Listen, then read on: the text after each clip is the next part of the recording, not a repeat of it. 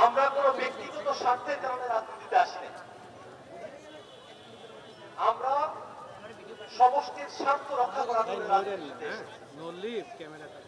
আমাদের তো হারানোর কিছু নেই। সামনের দিনে যা কিছু হবার তাতে আমাদের হারানোর কিছু নেই, আমাদের সব আছে। অতএব যে তারুণ্যের জোয়ার তৈরি হয়েছে, জনতার জোয়ার তৈরি হয়েছে, সংস্কার, বিচার এবং নতুন সংবিধানের দাবিতে এনসিপির এই জোয়ারকে আপনারা রুখে দিতে পারবেন না। ভাইরা আমার, বাংলাদেশের মানুষেরা দীর্ঘ সময় ধরে লড়াই করেছে। ব্রিটিশদের দাঁড়িয়েছে, পাকিস্তানিদের দাঁড়িয়েছে, হাসিনাকে দাঁড়িয়েছে, কিন্তু যে সিস্টেম ব্রিটিশরা রেখে গিয়েছিল, পাকিস্তান রেখে গিয়েছিল, হাসিনা যে সিস্টেমে দেশ চালিয়েছে, বাংলাদেশের মানুষেরা ওই হাসিনার সিস্টেমকে বাংলাদেশ থেকে উৎখাত করতে চায়। বাংলাদেশ নতুন করে গঠিত হবে। বাংলাদেশের যত প্রতিষ্ঠান আছে সমস্ত প্রতিষ্ঠান স্বাধীনভাবে কাজ করবে, জনগণের সেবায় নিয়োজিত থাকবে। এর ব্যতিক্রম আমরা বাংলাদেশে হতে দিতে চাই না। সাম্য, মানবিক মর্যাদার কথা বলে ৭১-এর মুক্তিযুদ্ধ হয়েছে। দুর্ভাগ্যের বিষয়, এতগুলো বছর পেরিয়ে এসেও মানুষের মানবিক মর্যাদাকে এখনো পর্যন্ত আমরা রক্ষা করতে পারি নাই। আমাদের ভাই চাঁদা না দেওয়ার কারণে রাস্তায় ধরে নিয়ে এসে উলঙ্গ করে পাথর দিয়ে ঠেকিয়ে আমাদের ভাইদেরকে মারা হচ্ছে। আমরা কি মানুষের মানব মর্যাদা রক্ষা করতে পেরেছি? বাংলাদেশের মানুষেরা ঠেলা, মজুর, কৃষক, শ্রমিক, তাদেরকে মানুষেরা তুই তু করে সম্বোধন করে, তাদেরকে তাচ্ছিল্য করে, তুচ্ছ করে। এই বাংলাদেশ কি আমরা কখনো চেয়েছি? ২৪শে জুলাই অভ্যুত্থানের সময় আমাদের রিক্সা চালক ভাইয়েরা, তারা যদি ওই রিক্সায় করে আমাদের আহত ভাইদের, আমাদের শহীদ ভাইদেরকে বহন করে হাসপাতালে না নিয়ে আসতো, আমাদের আহত ভাইরা কি চিকিৎসা পেত? আমরা কি আমাদের রিক্সা চালক ভাইদের অবদান ভুলে যেতে পারি?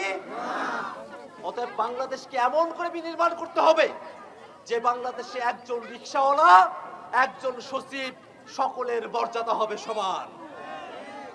ভাইরা আমার, এই বাংলাদেশকে গড়তে হলে আমাদেরকে প্রতিষ্ঠান করতে হবে, বাংলাদেশের মানুষদেরকে করতে হবে।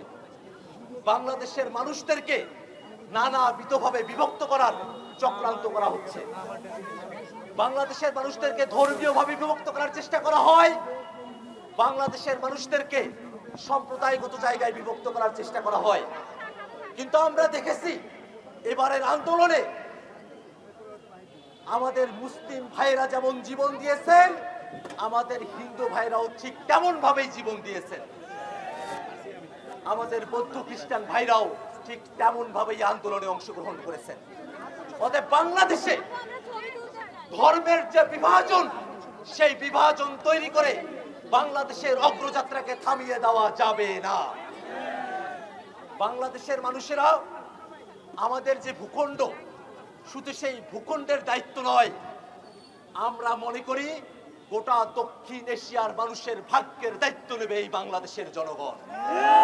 ঠিক সেই কারণে আমাদেরকে প্রস্তুত হতে হবে। আমাদেরকে আমাদের নেতাদের কথা স্মরণ করতে হবে, শেরে বাংলার কথা স্মরণ করতে হবে, ভাষানীর কথা স্মরণ করতে হবে, এবং তাদের কথা ধরে আমাদের নেতা নাহিদ ইসলাম যে নতুন বন্দোবস্তের কথা বলেছেন, সেই নতুন বন্দোবস্ত প্রতিষ্ঠা না হওয়া পর্যন্ত রাজপথ থেকে আমরা সরে যাব না।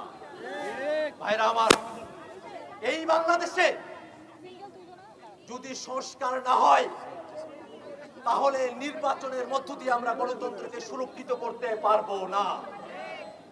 বাংলাদেশে 14 সালে, 18 সালে, 24 সালে নির্বাচন হয়েছে না? 14, 18, 24-এ নির্বাচন হয়ে বাংলাদেশের গণতন্ত্র রক্ষা পায় নাই। ঠিক তেমনি ভাবে যদি সংস্কার কার্যক্রম সম্পূর্ণ না হয়, সামনের দিনেও শুধু নির্বাচন করে বাংলাদেশের গণতন্ত্রকে রক্ষা করা যাবে না। অতএব বাংলাদেশের গণতন্ত্রকে সুরক্ষিত করতে হলে, এদেশের মানুষের মানবিক মর্যাদাকে সুরক্ষিত করতে হলে, এদেশের মানুষের নাগরিক অধিকারকে সুরক্ষা দিতে হলে অবশ্যই সংস্কার বাস্তবায়ন করে তারপরে নির্বাচনের আয়োজন করতে হবে। বাংলাদেশের মানুষেরা দীর্ঘ সময় ধরে তাদেরকে হাসিনার স্বৈর শাসনে জীবন দিতে হয়েছে, তাদেরকে আয়না করে থাকতে হয়েছে, তাদেরকে গুম খুন ক্রসফায়ারের মধ্য দিতে হয়েছে। এই বাংলাদেশে যদি ওই আওয়ামী লীগের সন্ত্রাসীদের বিচার হতো, অভ্যুত্থানের পরে দলীয় কোন্দলের নামে 100 মানুষকে হত্যা করার সাহস কোন দল পেত না। অতএব সামনের বাংলাদেশে মানুষের অধিকারকে সুরক্ষিত করতে হলে আওয়ামী লীগের বিচার করতে হবে। নতুন বাংলাদেশে যারা শত খুনের ঘটনা ঘটিয়েছে তাদের অবিচার এই বাংলাদেশে করতে হবে।